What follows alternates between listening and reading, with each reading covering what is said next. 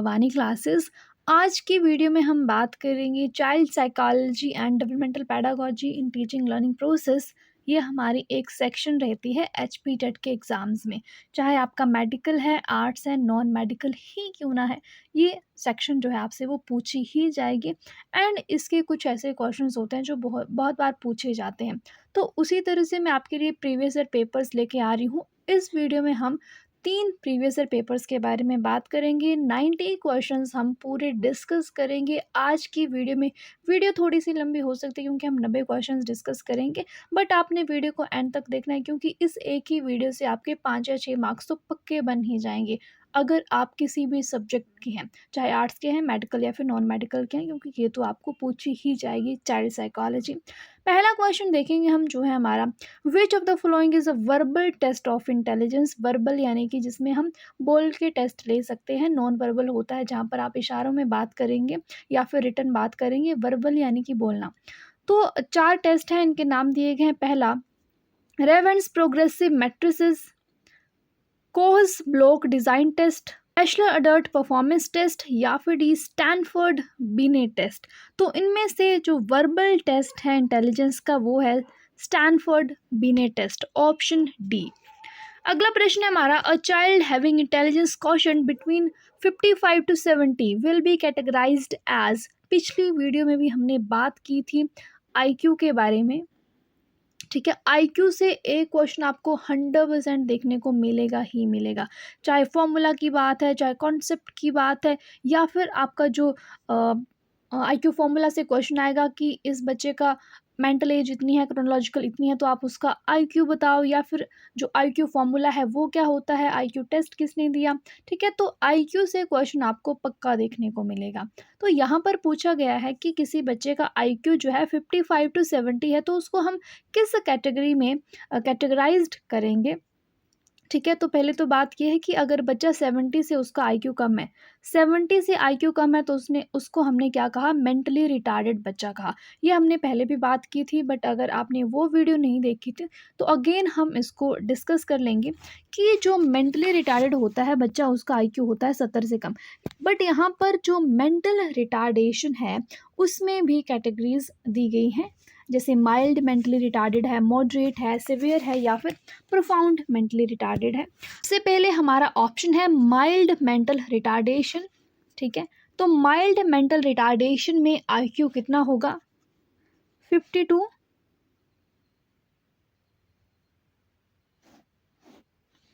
70 या फिर 55 to 70 भी हम इसको लेकर चल सकते हैं, ठीक है। सेकेंड है मॉडरेट मेंटल रिटार्डेशन। तो मॉडरेट में होगा 35 to 50 या फिर 55 भी आप लेकर चल सकते हैं, ठीक है। फिर आता है सिवियर। सिवियर में आएगा आपका 20 to 35, ठीक है। और प्रोफाउंड जो होगा वो 20 से कम होगा। तो यहाँ पर आपको क्या पूछा गया है, 55 to 70। तो हमारा पहला ऑप्शन जो है वो सही हो जाता है, यानी कि माइल्ड मेंटल रिटार्डेशन है, ठीक है। नेक्स्ट क्वेश्चन है हमारा, which psychologist describe personality on the basis of traits. किस साइकोलॉजिस्ट ने पर्सनैलिटी को ट्रेड्स में बांटा था। तो ट्रेड्स की बात करें तो किसने कहा था, शेल्डन है, फ्यूट है, एल्पोर्ट है, फ्रीडमैन है, ठीक है। तो पर्सनैलिटी को ट्रेड्स में डिस्क्राइब किया था एल्पोर्ट ने। एल्पोर्ट की थ्योरी ऑफ पर्सनैलिटी में, जहाँ पर उन्होंने 3 ट्रेड्स दिए थे। कितने ट्रेड्स दिए थे, 3 ट्रेड्स दिए थे, और उन ट्रेड्स के क्या नाम है ये भी इंपॉर्टेंट है। फर्स्ट वन इज़ कार्डिनल, ठीक है, cardinal. Second trait is central, third trait is secondary. तो ये भी आप नोट कर लें कि एल्पोर्ट की थ्योरी ऑफ पर्सनैलिटी में 3 ट्रेट्स के बारे में उन्होंने बात की थी, cardinal, central and secondary.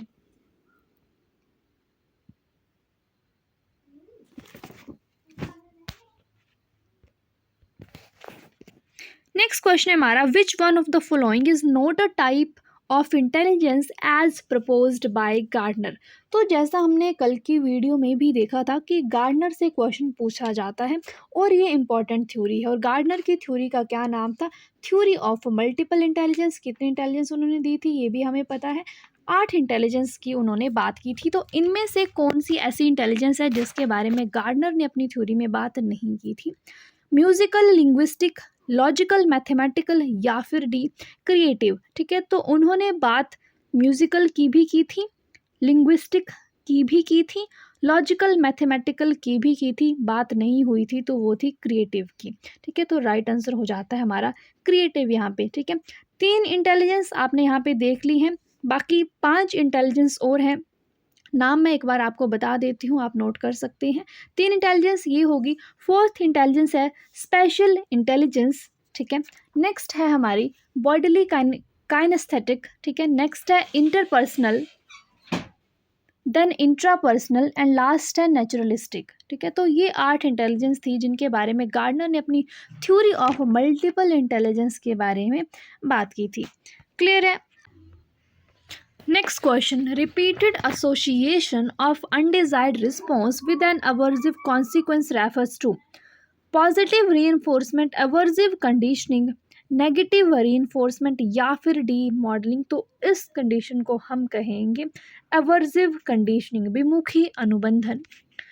Cognitive therapy for the treatment of depression was proposed by Albert Ellis, Sigmund Freud, Aaron Beck. D. None of the above. So Aaron Beck is the right one. Which of the following characteristic is related to effective counselor?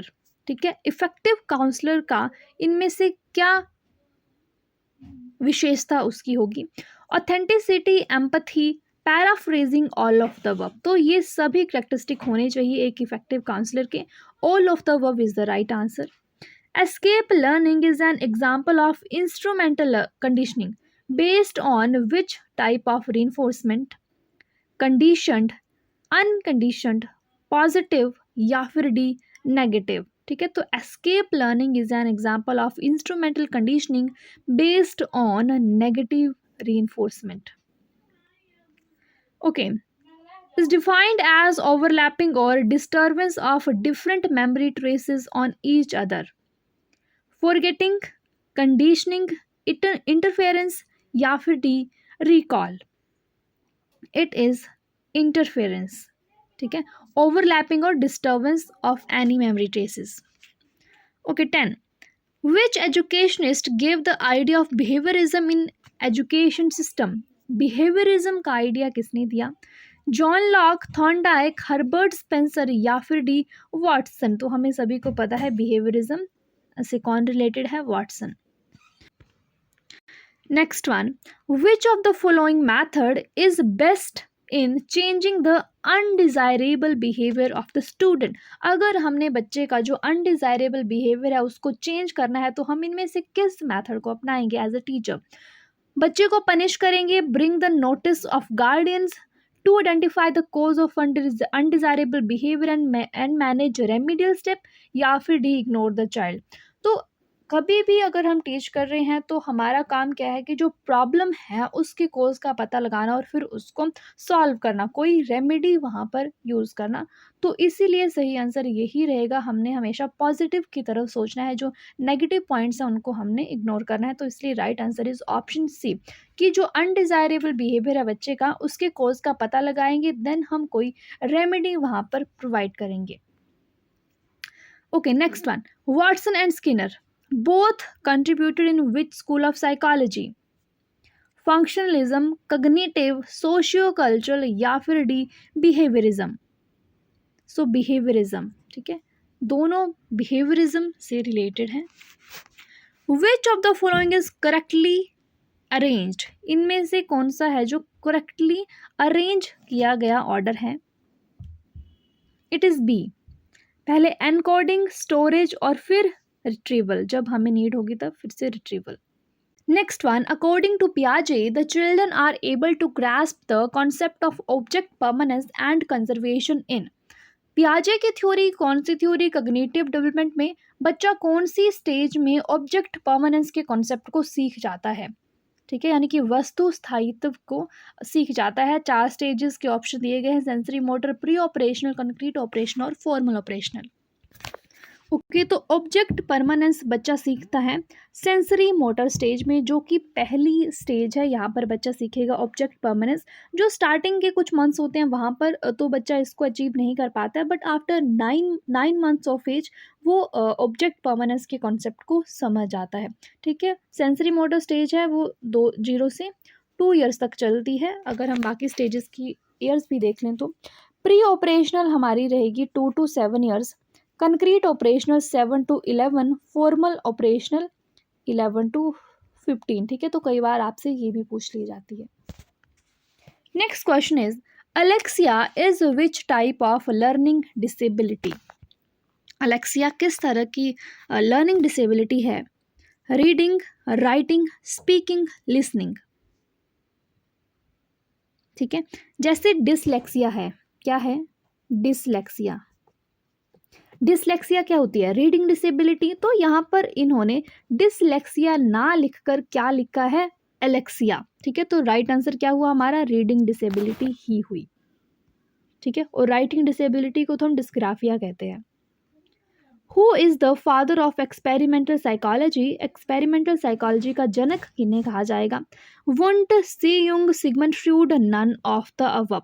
So the father of experimental psychology is William Wundt. Okay, which of the following method is considered the most scientific and objective method of studying behavior? Behavior को study करने का most scientific और objective method कौन सा रहेगा? Observational, experimental, survey, case study method. It is experimental method, best method है ये। Scope of study of child development is study of different stages of child development, study of effect of environment on child development, study of individual differences, या फिर सभी, ठीक है। तो child development को study करने के ये सारे क्षेत्र हैं। All of the above is the right answer. Creative students, आप देख सकते हैं कि ये जो क्वेश्चन बहुत बार पूछा जाता है, प्रीवियस वीडियोस में भी हमने इस क्वेश्चन को डिस्कस किया है क्योंकि ये इंपॉर्टेंट क्वेश्चन है।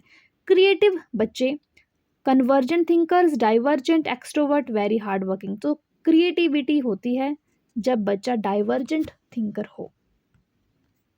20 according to McDougall basic instinct curiosity is related to which emotion? जो क्यूरोसिटी है वो किस इमोशन से रिलेटेड है? Fear, hate, wonder, hunger. So it is related with wonder, आश्चर्य। Okay, development is continuous and slow process according to which psychologist? किस psychologist ने कहा कि जो डेवलपमेंट जो है ना वो निरंतर चलते रहने वाली प्रोसेस है और ये धीमी प्रक्रिया है, स्लो प्रोसेस है? कोलिंसनिक, जीन पियाजे, स्किनर या फिर D Hurlock? It is Skinner, C. Development of concept is mainly a part of intellectual development, physical, social, emotional development. So it is the part of mainly intellectual development. In which stage the intense and crucial socialization takes place? जो गहन socialisation है या फिर हम बोलेंगे जो सामाजिकरण है, intense या फिर क्रूशल सामाजिकरण है, कौन से स्टेज में होगा? एडोलेसेंस में, प्री चाइल्डहुड में, एडल्टहुड में या फिर इन द होल लाइफ, ठीक है। इट इज़ एडोलेसेंस, किशोरावस्था की जो एज होती है जहाँ पर बच्चा घुलने मिलने लगता है, अपने पेयर्स के साथ अच्छे से बात करता है, ठीक है। तो यहाँ पर सोशलाइजेशन जो है वो क्रूशल होती है। ऑब्जेक्टिव ऑफ इवैल्यूएशन, जो इवैल्यूएशन है, मूल्यांकन है, उसका मेन ऑब्जेक्टिव क्या होना चाहिए? टू डिक्लेयर स्टूडेंट पास और फेल, कि बच्चे को घोषित करना कि वो पास हुआ या फेल हुआ, या हमें बताना कि बच्चे ने क्या सीखा है, ठीक है। To know the problem faced by child in learning, हमें ये बताना है कि बच्चा लर्निंग में, सीखने में क्या क्या कठिनाइयों का सामना कर रहा है, या फिर ऑल ऑफ द अबव। तो हमारी जो इवैल्यूएशन है उसके ये सब ऑब्जेक्टिव्स हैं, ठीक है। हमें बच्चे को पास या फेल भी बताना है, वो पास हुआ या फेल हुआ। हमें ये भी बताना है कि बच्चे ने क्या सीखा है, हमें ये भी बताना है कि बच्चा सीखने में क्या क्या प्रॉब्लम्स को फेस कर रहा है। All of the above is the right answer. Okay, 25th, meaning of development of human values which are universal in nature is, human values which are universal in nature: indoctrination, adoption, imitation, manifestation. It is a manifestation, यानी कि अभिव्यक्ति। Thurston and Likert measurement is related to which of the following: intelligence, attitude, values, personality. So Likert and Thurston measurement is related to attitude. B. Who propounded the laws of learning? पिछली video में भी हमने बात की थी, laws of learning किसने दिए? Freud, Skinner, Thorndike, Adler. So laws of learning easy question, Thorndike ने दी अपनी कौन सी theory? Trial and error theory. Project method of learning is useful for which age? जो प्रोजेक्ट मैथड होता है, प्रोजेक्ट मैथड किसने दिया पहले ये बात करेंगे हम, क्योंकि ये भी पूछ लिया जा सकता है। तो प्रोजेक्ट मैथड जो था वो दिया था किलपैट्रिक ने, ठीक है। यहाँ पे पूछा गया है कि किस स्टेज के लिए इंपॉर्टेंट है प्रोजेक्ट मैथड, चाइल्डहुड के लिए, प्री चाइल्डहुड के लिए, एडोलेसेंस के लिए, या फिर ऑल ऑफ दीज, ठीक है। तो सभी स्टेजेस के लिए हम प्रोजेक्ट मैथड का यूज़ कर सकते हैं, all of the above. Ego is guided by pleasure principle, reality principle, idealistic principle, या फिर general principle. So it is guided by reality principle. B. id, ego and super ego की बात किसने की थी अपनी थ्योरी में? सिगमंड फ्रॉइड ने अपनी कौन सी थ्योरी में? Psychoanalytic theory of personality, जहाँ पर उन्होंने 3 स्टेजेस दिए थे, id, ego and superego, ठीक है। Next question, who said 2 children have no common abilities? किसने कहा कि 2 बच्चों में समान एबिलिटीज यानी कि समान मानसिक योग्यताएं नहीं होती हैं? Hurlock, Sorensen, crow and crow, या फिर डी, एडलर। तो ये स्टेटमेंट थी हरलॉक की, ठीक है। Option A is the right answer. Next question, as a teacher who family believes in social constructivist theory of Lev Vygotsky, which of the following method would you prefer for assessing your student? ठीक है, माना कि आप teacher हैं और आप believe करते हैं कौन सी थ्योरी में? सोशल कंस्ट्रक्टिविस्ट थ्योरी, या फिर इस थ्योरी का दूसरा नाम है सोशियो कल्चरल थ्योरी, जो किसने दी? लेव वाइगोत्स्की ने दी। तो इनमें से कौन सा मेथड आप यूज़ करेंगे अपने बच्चों को पढ़ाने के लिए? Collaborative projects, standardized test, fact based recall questions, या फिर objective multiple choice type questions. Vygotsky के अनुसार ऐसा था कि जो लैंग्वेज है वो तब डेवलप होगी जब सोशली बच्चा ज़्यादा इंटरेक्ट कर पाएगा, यानी कि जब वो ग्रुप लर्निंग से सीख पाएगा। तो ग्रुप लर्निंग हम कहाँ सीख पाएंगे? कोलैबोरेटिव प्रोजेक्ट्स में, जहाँ पर बच्चे इकट्ठे होकर काम करेंगे, जहाँ पर बच्चे इकट्ठे सीखेंगे, ठीक है। तो वाइगोत्स्की की थ्योरी का मेन एम यही था कि ग्रुप इंटरैक्शंस जो हैं वो होनी चाहिए, जो सोशल इंटरैक्शंस जो हैं वो होनी चाहिए, ठीक है। तो कोलैबोरेटिव प्रोजेक्ट्स जो है वो इस क्वेश्चन का सही आंसर रहेगा। एंड वाइगोत्स्की की थ्योरी से ये भी क्वेश्चन पूछा जाता है कि जो ZPD है उसकी फुल फॉर्म क्या है? ये इंपॉर्टेंट है। ZPD की फुल फॉर्म है जोन ऑफ प्रॉक्सिमल डेवलपमेंट, ठीक है। जोन ऑफ प्रॉक्सिमल डेवलपमेंट, ये क्वेश्चन भी यहाँ से पूछ लिया जाता है। एंड स्कैफोल्डिंग की बात भी इस ही थ्योरी में हुई थी, स्कैफोल्डिंग यानी कि हेल्प, ठीक है। इसकी बात भी लेव वाइगोत्स्की की थ्योरी में हुई थी, सोशियो कल्चर थ्योरी में ही। क्लियर है। अगले क्वेश्चन पर चलेंगे। The way we perceive our self and the ideas we hold about our competencies and attributes is called. जिस तरह से हम खुद को देखेंगे, खुद को देखते हैं, अपनी विशेषताओं, अपनी दक्षताओं को देखते हैं, उसे क्या कहेंगे हम? Self efficacy, self esteem, self concept या फिर सेल्फ रेगुलेशन। इस कंडीशन को कहा जाता है self concept. C is the right answer. अगला प्रश्न है हमारा, अकॉर्डिंग टू जीन पियाजे which of the following is necessary for learning. Jean पियाजे के अनुसार इनमें से अधिगम के लिए या फिर इनमें से सीखने के लिए क्या आवश्यक है? Option A, active exploration of the environment by the learner, ठीक है, observing the behaviour of adults, C, belief in imminent justice, reinforcement by teachers and parents. तो जीन पियाजे की थ्योरी, कॉग्निटिव डेवलपमेंट, पीछे भी हमने बात की, active exploration of the environment by the learner. Fourth question है हमारा, in the process of learning motivation क्या है? Sharpens the memory of learner, differentiate new learning from old learning, makes learner think unidirectional, creates interest for learning among young learners. ठीक है, तो जो motivation है वो बच्चों में इंटरेस्ट या फिर जो रुचि है वो पैदा करेगी। The concept of object permanence, देखो अभी इस पेपर में भी आ गया, पीछे भी था ये। ऑब्जेक्ट परमानेंस का जो कॉन्सेप्ट है वो बच्चा कौन सी स्टेज में सीखेगा?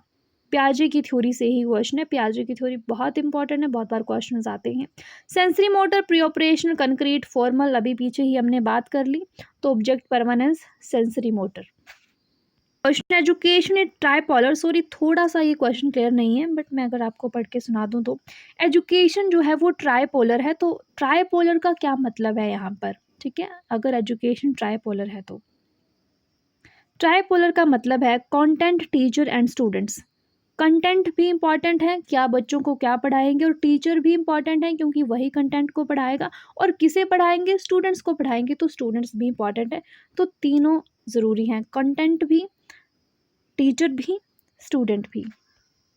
Seventh one, which is the oldest method of study in educational psychology. सबसे पुराना मैथड कौन सा है एजुकेशनल साइकोलॉजी में? Experimental, introspection, observation, case study method. सबसे पुराना मैथड कहा जाता है इंट्रोस्पेक्शन मैथड को, आत्मनिरीक्षण विधि को। Freud emphasised the role of dash in shaping free will, group influence, conscious desires, the hormones. तो फ्रूड ने एम्फेसाइज किया था अनकॉन्शियस डिजायर्स को। और फ्रूड की कौन सी theory? Psychoanalytic theory of personality. ठीक है। नाइन्थ क्वेश्चन, अकॉर्डिंग टू पियाजे the 4 basic elements in development are. पियाजे से अगेन क्वेश्चन है, देख लो बहुत इंपॉर्टेंट है, पियाजे पक्का पढ़ के जाना है इसको। ठीक है, 4 बेसिक एलिमेंट कौन थे पियाजे की थ्योरी में? ए है हमारा maturation, experience, social transmission, equilibration. B option है हमारा integration, continuation, development, maturation. A and B दोनों, नन ऑफ द अबव। तो जो 4 एलिमेंट थे ना पियाजे की थ्योरी के, वो थे maturation and experience, social transmission and equilibration. A is the right one. Most human behaviour can be explained easily, multiple causes हो सकते हैं, स्टेम्स फ्रॉम अनकॉन्शियस डिजायर्स, या फिर डिपेंड ऑन सोशल इन्फ्लुएंस। ठीक है, तो ह्यूमन बिहेवियर के multiple causes हो सकते हैं, कई कारण हो सकते हैं जो अभी आपका व्यवहार है उसके। Okay, which theory of the child development is based on feelings. Feelings पर कौन सी थ्योरी बेस्ड है? बिहेवियरिस्टिक, गेस्टाल्ट, पियाजे की, साइकोएनालिसिस। ठीक है, तो हमें पता है कि जो फीलिंग्स पर बेस्ड थ्योरी है वो है साइकोएनालिसिस, अगेन फ्रूड की theory. Psychology is a, psychology जो है वो किस तरह की साइंस है? Natural, physical, biological, social science. तो आंसर की के अनुसार, जो फेशियल आंसर की थी उसके अनुसार सोशल साइंस उन्होंने कहा है साइकोलॉजी को। Adolescence is a period of stress and strain, ये शब्द किसके थे? इंपॉर्टेंट क्वेश्चन है, बहुत ही बार पूछा गया है। एडोलेसेंस जो है ना वो तनाव और खिंचाव की अवधि है या फिर जो पीरियड है। किसने किसने कहा ये? पियाजे ने, स्टैनले हॉल ने सॉरी, डोर्थी अस्किंगर्स या फिर बीएफ स्किनर के ये शब्द थे। तो एडोलेसेंस को स्ट्रेस एंड स्ट्रॉम या फिर स्ट्रेस एंड स्ट्रेन कहा, किसने? स्टैनले हॉल ने। विच of the following is not a psychological learning theory, कौन सी साइकोलॉजिकल लर्निंग थ्योरी इनमें से नहीं है? हमेशा आपने याद रखना है, नॉट शब्द इन्होंने बड़ा करके लिखा होता है तो नहीं पर आपने फोकस करना है। Insight, cognitive field, mental discipline, reinforcement theory, it is mental discipline. Okay, अगला प्रश्न है हमारा,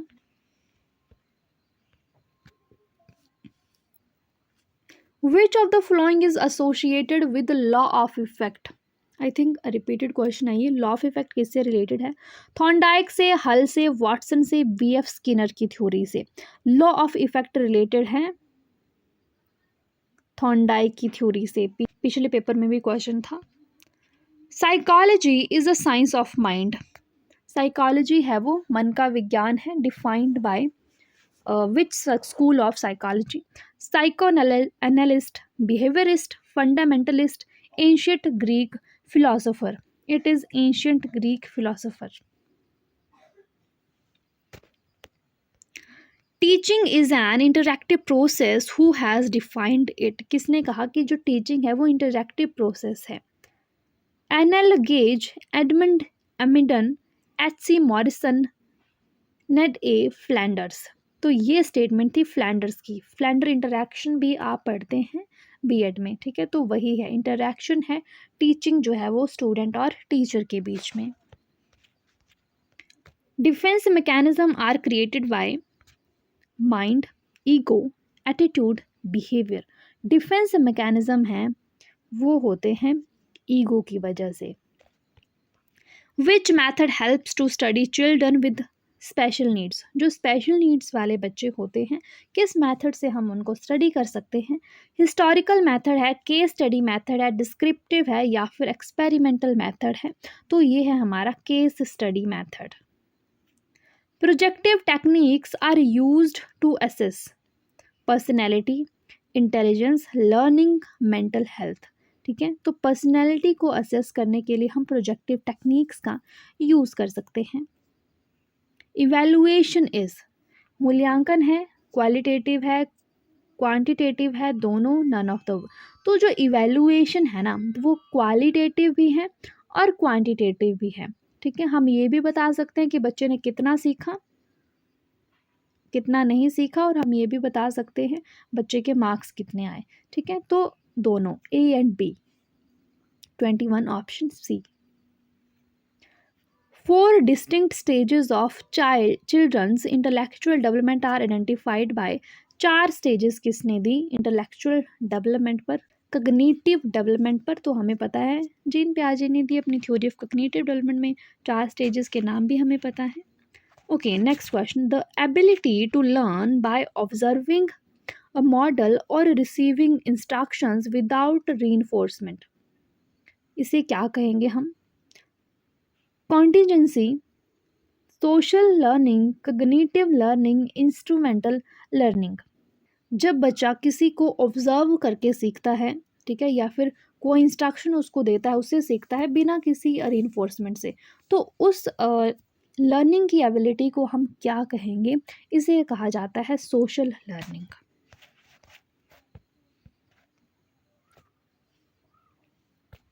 अगला प्रश्न है हमारा, in psychology case studies are use to. Case studies का यूज़ हम क्या क्यों करते हैं? A, show importance of case study, B, assess heritability of individual, C, draw general conclusions about the behaviour of the client, या फिर D, draw conclusions about individual behaviour on the basis of group finding. ठीक है। तो case study का use किया जाता है ताकि हम जनरल कंक्लूजन दे दें जो क्लाइंट है उसके बिहेवियर के बारे में। Psychology is defined as the scientific study of, psychology जो है ना वो किसकी स्टडी है? पीपल एंड थिंग्स की, emotion and believe, perception, religion, mind and behaviour. बहुत ईजी, माइंड एंड बिहेवियर की स्टडी है साइकोलॉजी, मनोविज्ञान। The feeling of shame and proud develops in this stage, कौन सी स्टेज है जिसमें शेम एंड प्राउड की जो फीलिंग है वो डेवलप होगी? ठीक है, तो ये जो क्वेश्चन है ना वो कौन सी थ्योरी से आया है, शेम एंड प्राइड वाला? ये आया है आपकी थ्योरी एरिक एरिक्सन की थ्योरी, एरिक एरिक्सन की थ्योरी। थ्योरी का क्या नाम था? Psycho social development theory. क्या नाम था? Psycho social development theory. Psycho social development theory में उन्होंने 8 स्टेजेस दिए थे। ठीक है, वहाँ पर कॉन्फ्लिक्ट्स भी थे। तो जो पहली स्टेज थी वो थी trust versus mistrust, trust develop होगा या फिर मिसट्रस्ट होगा। ठीक है, दूसरी स्टेज थी ऑटोनॉमी और शेम एंड डाउट वाली। ठीक है, तो ये दूसरी स्टेज की बात हो रही है। तो ये जो दूसरी स्टेज थी इसमें बच्चे की एज होती थी 1.5 टू 3 ईयर्स। ठीक है, 1.5 टू 3 ईयर्स ये कौन सी स्टेज में आया? चाइल्डहुड में आया, तो इसलिए चाइल्डहुड यहाँ पर हमारा सही आंसर होगा। अगर आपको डिटेल वीडियो देखनी है इस थ्योरी पर तो आप कमेंट करके बता सकते हैं। एंड बहुत सारी थ्योरीज़ में लगभग 15-16 थ्योरीज़ पे एक डेडिकेटेड वीडियो है, आप वो भी जाकर दे सकते हैं, उसका लिंक आपको डिस्क्रिप्शन बॉक्स में मिल जाएगा। ओके, अगला प्रश्न देखेंगे। Continuous and comprehensive evaluation, CCE की बात हो रही है, कॉन्टिन्यूस एंड कॉम्प्रिहेंसिव इवैल्यूएशन। इसमें स्कोलास्टिक अचीवमेंट्स, को स्कोलास्टिक अचीवमेंट्स दोनों देखी जाती हैं या फिर नन ऑफ द अबव? तो इसमें दोनों, स्कोलास्टिक और को स्कोलास्टिक दोनों अचीवमेंट्स देखी जाती हैं CCE में। Okay, which is the most essential for learning, सीखने के लिए इनमें से क्या ज़रूरी है सबसे ज़्यादा? Environment, desire to learn, teacher, none of the above? तो डिज़ायर टू लर्न, सीखने की इच्छा होनी चाहिए सबसे पहले, तभी आप कुछ सीख सकते हैं। जैसे अभी आपकी सीखने की इच्छा है क्योंकि आपने एग्ज़ाम देना है, तो desire to learn is the most important.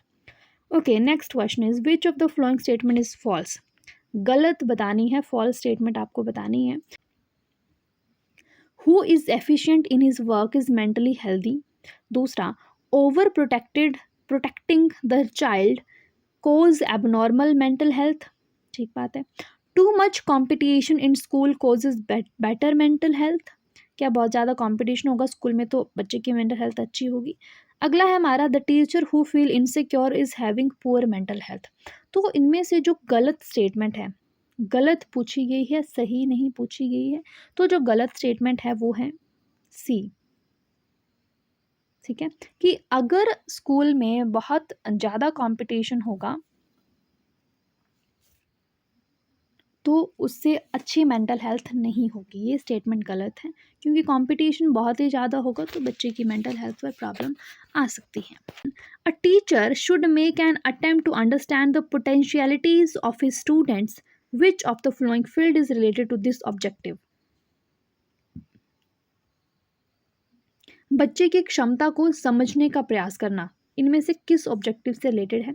Media psychology से, एजुकेशनल साइकोलॉजी से, एजुकेशन सोशियोलॉजी से, या फिर सोशल फिलॉसफी से? So it is related to educational psychology, B, जो हम सभी पढ़ते हैं अपने बीएड में। ठीक है, एजुकेशनल साइकोलॉजी।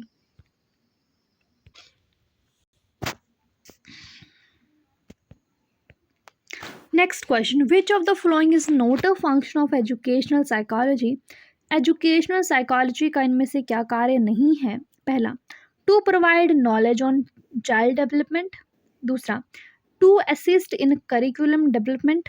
तीसरा, to analyse the relationship of a person with other members of his society. या फिर fourth, to help identifying suitable methods of teaching. तो एजुकेशनल साइकोलॉजी का काम क्या इनमें से नहीं है? नोट पर फोकस करेंगे आप। To analyse the relationship of person with other members of his society. ठीक है, ये काम नहीं है, बाकी सारे काम है एजुकेशनल साइकोलॉजी के। Okay, mental age and chronological age of a student are 8 and 8। जो मेंटल एज है बच्चे की वो भी 8 है, क्रोनोलॉजिकल एज वो भी 8 है। तो बच्चे का जो आईक्यू होगा वो कितना होगा? कैलकुलेट भी करके देख सकते हैं, ऐसे भी हमें देखकर पता लग ही रहा है, बट कैलकुलेट चलो कर ही लेते हैं। ठीक है, IQ formula mental as by chronological S multiply by 100। ठीक है, 8/8 मल्टीप्लाई बाय 100, तो आईक्यू कितना आ रहा है? 100 आ रहा है ना। तो जो 100 आईक्यू है वो इनमें से किस कैटेगरी में आएगा? Above average, average, below average, none of the above. तो हमें पता है 90 to 110 ये होता है हमारा एवरेज। तो यहाँ पर हमारा कितना आईक्यू आया था? 100 आया था। 100 क्या है हमारा? एवरेज आईक्यू है। ठीक है, B is the right answer. Okay, तीसरा क्वेश्चन है हमारा, an essential aspect of all learning is imitation, emotion, motivation या फिर डी स्ट्रेस। तो एसेंशियल एस्पेक्ट क्या है लर्निंग का? मोटिवेशन। मोटिवेशन होना बहुत इंपॉर्टेंट है, तभी आप सीख पाएंगे। ओके, इनमें से कौन सा एलिमेंट क्रिएटिविटी का नहीं है? नहीं है, ठीक है, नोट पूछा गया है। Memory, fluency, flexibility, originality. Fluency, flexibility, originality सारे एलिमेंट हैं क्रिएटिविटी के, मेमोरी नहीं है। ए इज द राइट आंसर। अगला प्रश्न है हमारा, cause effect relationship is studied through which of the flowing method. Cause effect relationship किस मैथड से हम स्टडी कर सकते हैं? Observation, clinical, case study, experimental method. It is experimental method. Unusual repetitive behavior and or a tendency to engage in a restricted range of activities are the symptoms of autism, mental retardation, hearing disorder, speech disorder। ठीक है, तो repetitive behaviour किसकी symptom को दर्शाएंगे? ये autism को, स्वलीनता को।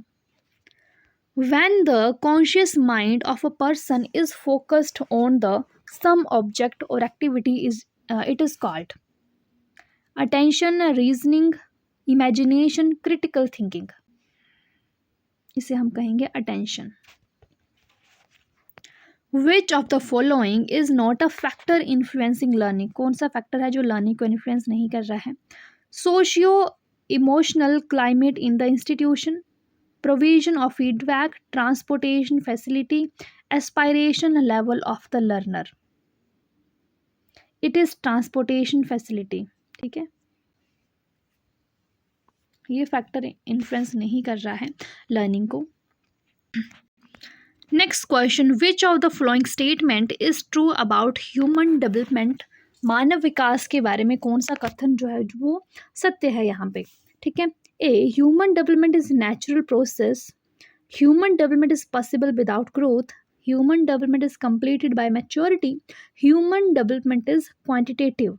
ठीक है, तो ऑप्शंस को यहाँ पर डिस्कस करेंगे। ह्यूमन डेवलपमेंट जो है वो क्वांटिटेटिव है, ऐसा नहीं है, क्वांटिटेटिव एंड क्वालिटेटिव दोनों हैं। Human development is completed by maturity, तो ऐसा नहीं है, जो डेवलपमेंट है ना वो निरंतर चलते रहने वाला प्रोसेस है, टिल डेथ ये चलती रहती है। बी ऑप्शन है कि human development is possible without growth, तो ये सही है कि जो डेवलपमेंट है ना वो ग्रोथ के बिना भी चलती रहेगी। जो ग्रोथ है वो एक समय तक रुक जाएगी, पर डेवलपमेंट जो है वो नहीं रुकेगी, वो चलती रहेगी। साथ में जो ऑप्शन ए है ये कहता है कि नेचुरल प्रोसेस है, तो ये नेचुरल प्रोसेस है, तो यहाँ पर दो ऑप्शन सही हैं, बट आपकी जो ऑफिशियल आंसर की थी वहाँ पर ऑप्शन बी को इन्होंने सही माना था। ओके, नेक्स्ट क्वेश्चन है हमारा, who concluded that language and social cultural environment play a vital role in cognitive development of a child। अभी पीछे ही हमने बात की थी लैंग्वेज और social culture environment, socio culture theory किसने दी? वाइगॉत्स्की ने दी।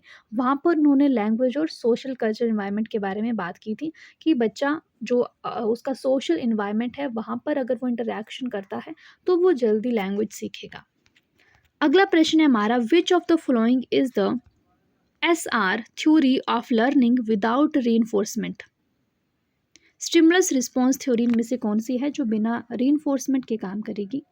ए थॉर्नडाइक की ट्रायल एरर थ्योरी, नाम भी दिए गए हैं साथ में, थॉर्नडाइक ने कौन सी थ्योरी दी? ट्रायल एरर थ्योरी दी।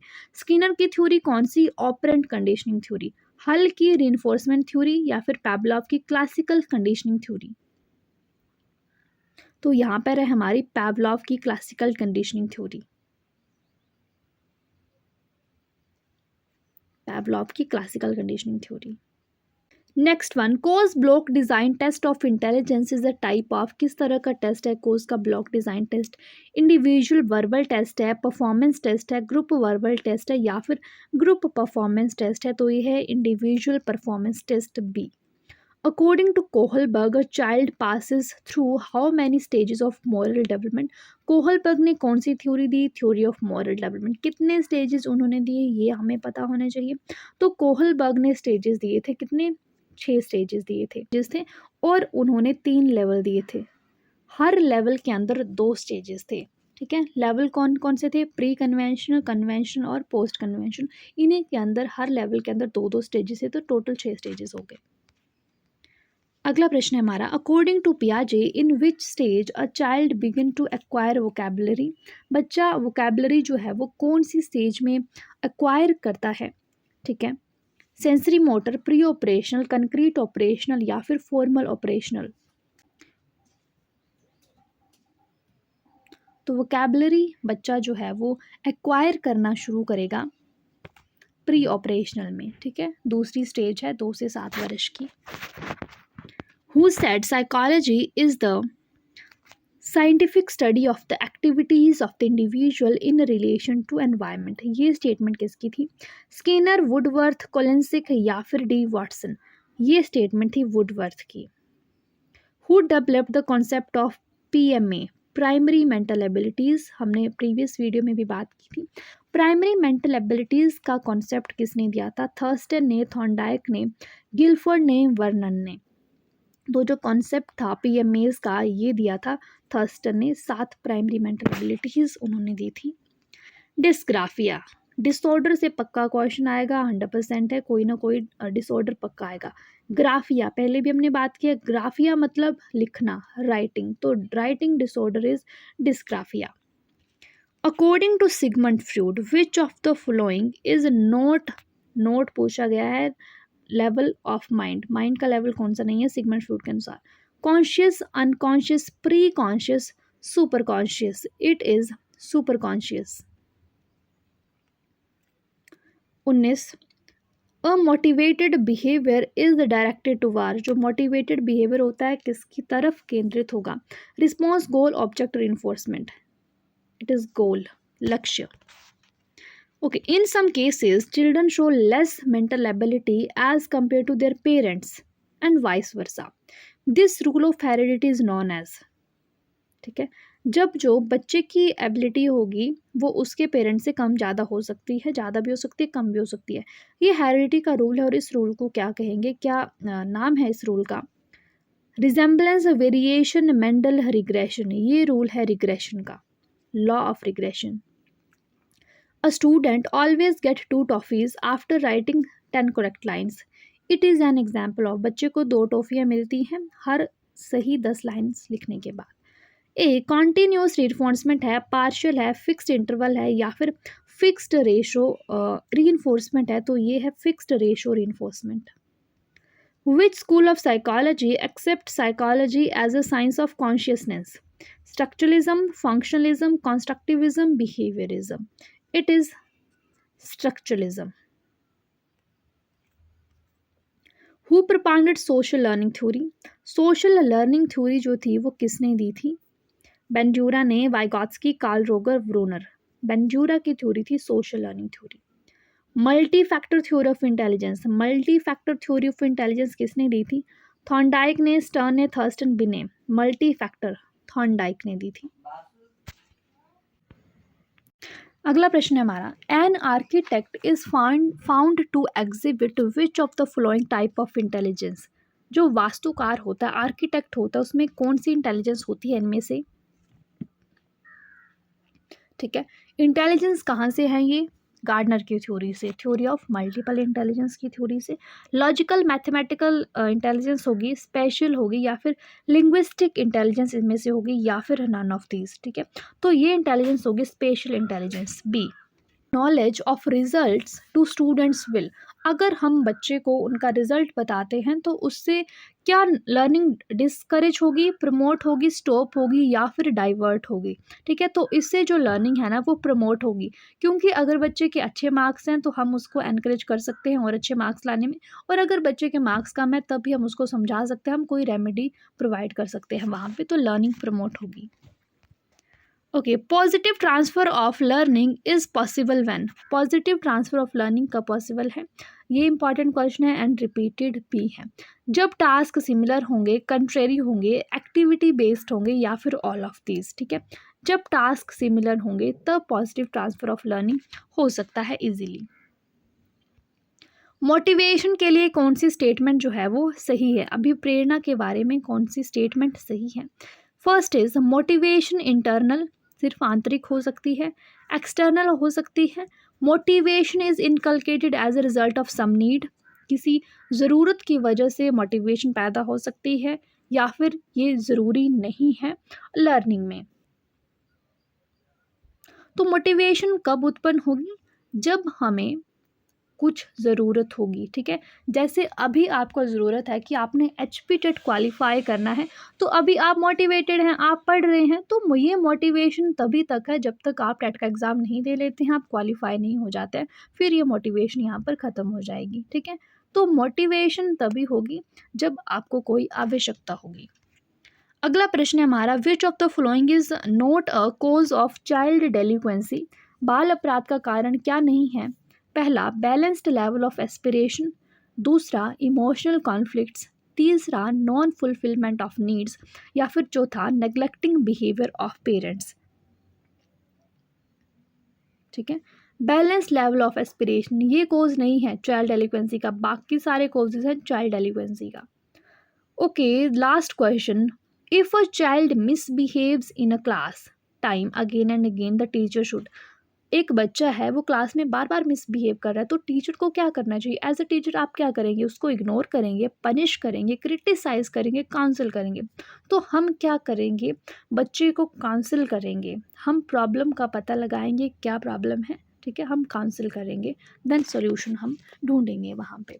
ओके, तो ये हो गए हमारे 90 क्वेश्चन, बहुत इंपॉर्टेंट 90 क्वेश्चन है। अगर आप इन सभी क्वेश्चन को सॉल्व कर लेते हैं, बार बार वीडियोज़ को देख लेते हैं, आपके माइंड में क्लियर हो जाते हैं ये कॉन्सेप्ट, तो आपके 5 या 6 क्वेश्चंस कहीं भी नहीं जाने वाले हैं, क्योंकि कुछ इंपॉर्टेंट टॉपिक्स हैं जहाँ से क्वेश्चंस रिपीट होते हैं। आईक्यू की अगर हम बात करें, थ्योरीज़ की बात करें, जैसे पियाजे की थ्योरी है, बाकी कोई थ्योरीज़ हैं, तो क्वेश्चंस रिपीट होते हैं, ये आप लिख के ले लो, ठीक है? तो वीडियोज़ आपने सारी देखनी है क्योंकि ये इंपॉर्टेंट है, एंड वीडियोज़ हेल्पफुल लग रही हैं, जो एफ़र्ट्स हैं वो आपको सही लग रहे हैं, तो प्लीज़ लाइक करना, सब्सक्राइब नहीं किया तो डू सब्सक्राइब, एंड अपने फ्रेंड्स के साथ भी ज़रूर शेयर करना। Thank you so much for watching, bye bye, take care.